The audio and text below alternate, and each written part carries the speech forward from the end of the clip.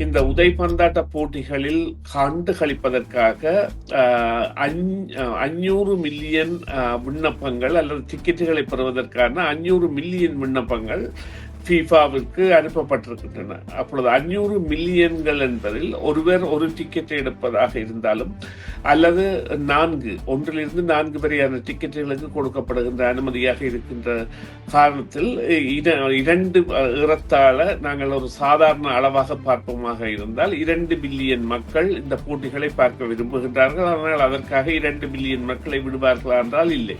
உதைபந்தாட்டம் இடம்பெறப் போகின்ற பொழுது கனடாவில் இடம்பெறுகின்ற போட்டிக்கு அதிகமான மக்கள் வரலாம் என்றால் கனடா பாதுகாப்பானதாக இருக்கும் என்பது.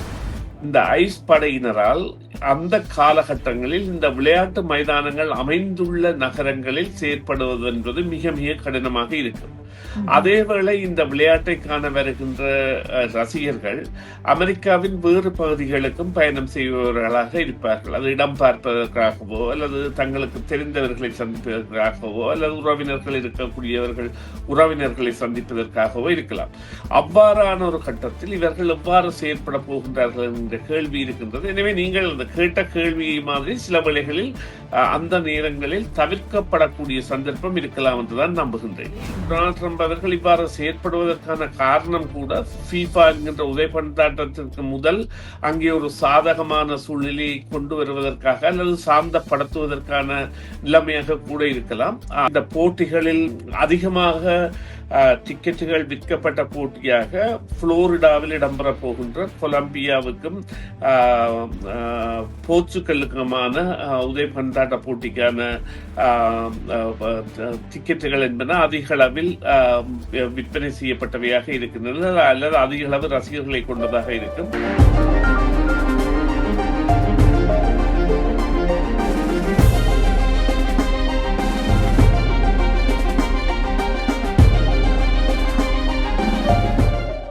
வணக்கம் நேயர்களே, மீண்டும் மற்றும் ஒரு செய்தியின் பின்னணி நிகழ்ச்சியில் உங்கள் அனைவரையும் சந்திப்பதில் மிக்க மகிழ்ச்சி அடைகின்றோம். உலக உதைப்பந்தாட்ட போட்டி 2026 ஜூன் மாதம் 11ஆம் தேதி நடைபெற இருக்கிறது.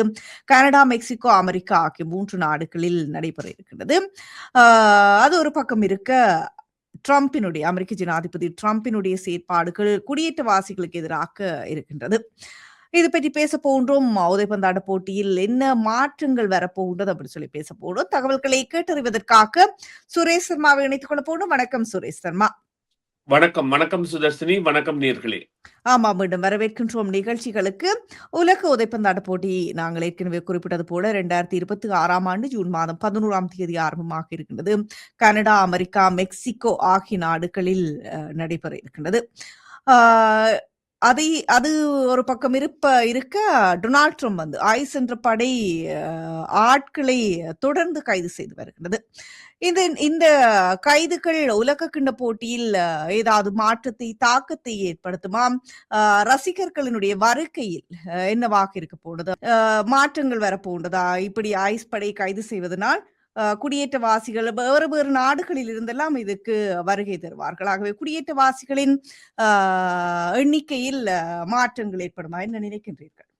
இல்ல, நிச்சயமாக. அதாவது நீங்கள் கேட்ட கேள்வி அதாவது வெளிப்படையான ஒரு நேரடி கேள்வியாக இருக்கு. அதனை பார்ப்போமாக இருந்தால் நிச்சயமாக பயம் இருக்கும் என்பதில் எந்தவித சந்தேகமும் இல்லை. வருகின்ற ரசிகர்களுக்கு, அமெரிக்கா நடைபெறுகின்ற உதைபந்தாட்ட போட்டிகளில் பங்கு பெற்றுகின்ற ரசிகர்களுக்கு பயங்கள் இருக்கலாம்.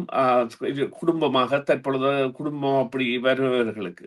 ஆனால் அதற்காக இந்த விளையாட்டு போட்டிகள் அந்த நடைபெறுகின்ற தருணத்தில் அல்லது விளையாட்டு போட்டிகள் ஆரம்பமாகின்ற தருணத்தில் இவர்களுடைய நடவடிக்கைகளில் மாற்றம் ஏற்படுமா என்றால் அவர்களால் அந்த நேரத்தில் கண்டுபிடிக்க முடியாமல் போகின்ற ஒரு தன்மை ஏற்படும் என்று சொன்னால் நிச்சயமாக இவ்வாறான ரசிகர் பட்டாளம் என்பது வருகின்ற காரணம். இதற்குரிய காரணம் இங்கே 2 விடயமாக பார்க்கலாம். ஒன்று, ஏற்கனவே இந்த விளையாட்டு போட்டியை ஃபீஃபாவை அமெரிக்காவில் இருந்து ரத்து செய்யும்படி பிரித்தானியாவை சேர்ந்த பாராளுமன்ற உறுப்பினர்கள் இந்த FIFA என்கின்ற அமைப்பிற்கு, உலக உதைபந்தாட்ட அமைப்பிற்கு கையெழுத்திட்டு அனுப்பியிருந்தாலும் அதற்கான சாத்தியக்கூறுகள் இல்லை. ஏனென்றால் நடைபெறப் போகின்ற 70க்கு மேற்பட்ட உதைபந்தாட்ட போட்டிகளில் 43 போட்டிகள் அங்கே அமெரிக்காவில் இடம்பெறப் போகின்றன. அதற்கான தயாரிப்புகள் எல்லாம் அமெரிக்காவில் செய்து முடிக்கப்பட்டாயிற்று. ம்ஹ்ம். எனவே அவ்வாறான சாத்தியக்கூறு இல்லை. ஆனால் அப்பொழுது நாங்கள் எடுக்க வேண்டிய விடயம் என்னவென்றால், உதைபந்தாட்டம் இடம்பெறப் போகின்றது. உதைபந்தாட்டம் இடம்பெறப் போகின்ற பொழுது கனடாவில் இடம்பெறுகின்ற போட்டிக்கு அதிகமான மக்கள் வரலாம் ஏனென்றால் கனடா பாதுகாப்பானதாக இருக்கும் என்பது. மற்றது மெக்சிகோவுக்கும் அதிகமானவர்கள் வரலாம். ஆனால் அமெரிக்காவுக்கு செல்கின்ற அந்த பார்வையாளர்களின் தொகை குறையுமா என்றால் இல்லை. இப்பொழுது குறிப்பாக பார்ப்போமாக இருந்தால் இந்த உதைபந்தாட்ட போட்டிகளில் கண்டு களிப்பதற்காக 500 மில்லியன் விண்ணப்பங்கள் அல்லது டிக்கெட்டுகளை பெறுவதற்கான 500 மில்லியன் விண்ணப்பங்கள் ஃபீஃபாவிற்கு அனுப்பப்பட்டிருக்கின்றன. அப்பொழுது 500 மில்லியன்கள் என்பதில் ஒருவர் ஒரு டிக்கெட்டை எடுப்பதாக இருந்தாலும் அல்லது 1லிருந்து 4 வரையான டிக்கெட்டுகளுக்கு கொடுக்கப்படுகின்ற அனுமதியாக இருக்கின்ற காரணத்தில் 2 ஏறத்தாழ நாங்கள் ஒரு சாதாரண அளவாக பார்ப்போமாக இருந்தால் 2 பில்லியன் மக்கள் இந்த போட்டிகளை பார்க்க விரும்புகின்றார்கள். ஆனால் அதற்காக 2 பில்லியன் மக்களை விடுவார்களா என்றால் இல்லை. ம்ஹ்ம். வரப்போகின்ற மக்களின் தொகை என்பது குறைவாக இருக்கும். ஏறக்குறைய இந்த மைதானங்கள் என்பன 50,000த்திற்கும் அல்லது அதற்கும் குறைவான தொகை கொண்டவையாக பல மைதானங்கள் இருக்கின்றன. இங்கே மைதானங்கள் மாத்திரமல்ல, மைதானம் இருக்கின்ற நகரத்தில் தங்குமிட வசதிகள் இருக்கின்றதா என்பதை ஆராய்ந்துதான் கொடுக்கப்பட்டது. அதனால்தான் இப்பொழுது கனடாவில் கூட வான்கூவருக்கும் டொரண்டோவுக்கும் கொடுக்கப்பட்டிருக்கின்றது. நான் நினைக்கின்றேன் எட்மெண்டன் நகரம் கூட கேட்டிருந்தாலும் கூட அது பரிசீலிக்கப்படவில்லை என்றால் அவர்களுக்கு மைதானம் இருந்தால் கூட அங்கே தங்குமிடுறது அதாவது போக்குவரத்து வசதிகள் போன்றவை இல்லை. இங்கே எல்லாம் இந்த நகர போக்குவரத்துகள் என்பன அதிகமாக உள்ளன. அவ்வாறான இடங்கள் தான் தேர்ந்தெடுக்கப்பட்டிருக்கின்றன.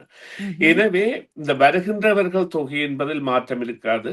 மற்றபடியாக அமெரிக்காவுக்கு செல்கின்றவர்கள் நிச்சயமாக ஒரு பயம் கலந்த நிலைமை இருந்தாலும் சில வேளைகளில் அதில் மாற்றம் ஏற்படும். இப்பொழுது இன்றைய உலக போக்கில் ட்ரம்ப் அவர்கள் இந்த விளையாட்டு போட்டியை பற்றி கவனம் செலுத்துகின்றாரா இல்லையா என்கின்ற ஒரு கேள்வி கூட இருக்கின்றது. என்றால் ஜூன் மாதம் என்பது இதோ வந்துவிடும் என்கின்ற அளவில் இருக்கின்ற ஒரு மாதம். ம்ஹ்ம். அத்தோடு இந்த போட்டிகளில் பிரதானமாக அந்த அதிகமாக டிக்கெட்டுகள் விற்கப்பட்ட போட்டியாக புளோரிடாவில் இடம்பெற போகின்ற கொலம்பியாவுக்கும் போர்ச்சுகலுக்குமான உதைபந்தாட்ட போட்டிக்கான டிக்கெட்டுகள் என்பன அதிக அளவில் விற்பனை செய்யப்பட்டவையாக இருக்கின்றன அல்லது அதிக அளவு ரசிகர்களை கொண்டதாக இருக்கும். அதற்கான காரணம் கிறிஸ்டியானோ ரொனால்டோ என்ற போர்ச்சுகல் வீரரும் வருவார் அல்லது அவர்களுடைய விளையாட்டை காண்பதற்கான இந்த அணியினரின் ஆதரவாளர்கள் அதிகம் இருப்பதாக. அதே அணியில் வெல்பவர்களுக்கு இடையிலான மற்றொரு அணியுடனான போட்டி டொரண்டோவிலும் இருக்கின்றது. அது இடைக்காலத்தில் வரும். அந்த போட்டிக்கான டிக்கெட்டுகள் கூட அதிக அளவில் விற்பனையாகி இருக்கின்றன. இவ்வாறு இருக்கின்ற நிலையில் இந்த டிக்கெட்டுகள் என்பன கைமாறுதலுக்குரிய சந்தர்ப்பம் இல்லாத ஒரு காரணத்தால் நிச்சயமாக டிக்கெட் பெறுபவர்கள் வருவார்கள் என நம்புவோம். அவ்வாறு வருகின்ற பொழுது பொருளாதாரம் என்பதும் மேம்படும். இப்பொழுது கனடாவை பொறுத்தவரையில், குறிப்பாக டொரண்டோ நகரத்தை பொறுத்தவரையில் டொரண்டோ நகரத்தின் பொருளாதாரம் என்பது பெரிதாக மேலெழ சாத்தியக்கூறு இருக்கின்றது. 2026 நடப்பகுதியில் அதே போல வாகன ஓட்டுநர்கள் அல்லது இந்த ஊபர் டாக்ஸி போன்றவற்றின் செயற்பாடுகள் எல்லாம் அதிகரித்து காணப்படும். அது போன்ற நிலைமை அமெரிக்காவில் ஏற்படும். ஆனால் பொறுத்திருந்துதான் பார்க்க வேண்டும். நாங்கள் அதாவது இதே சில வேளைகளில் டொனால்ட் ட்ரம்ப் அவர்கள் இவ்வாறு செயற்படுவதற்கான காரணம் கூட FIFA என்கின்ற உதைபந்தாட்டத்திற்கு முதல் அங்கே ஒரு சாதகமான சூழ்நிலையை கொண்டு வருவதற்காக அல்லது சாந்தப்படுத்துவதற்கான நிலைமையாக கூட இருக்கலாம். அதுதான் உண்மை. ஆனால் அப்படி நீங்கள் என்றால் அந்த காலகட்டத்தில் ஐஸ் படையினுடைய தாக்கம் குறையும் அப்படி சொல்லுகிறீர்களா?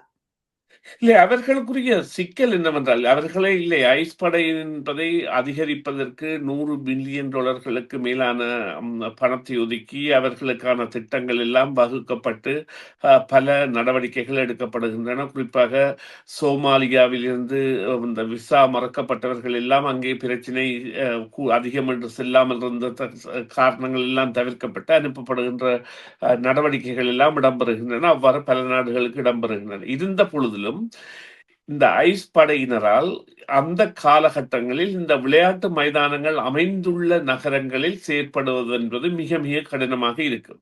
ம்ஹ்ம். அதேவேளை இந்த விளையாட்டை காண வருகின்ற ரசிகர்கள் அமெரிக்காவின் வேறு பகுதிகளுக்கும் பயணம் செய்பவர்களாக இருப்பார்கள். அது இடம் பார்ப்பதற்காகவோ அல்லது தங்களுக்கு தெரிந்தவர்களை சந்திப்பதற்காகவோ அல்லது உறவினர்கள் இருக்கக்கூடியவர்கள் உறவினர்களை சந்திப்பதற்காகவோ இருக்கலாம்.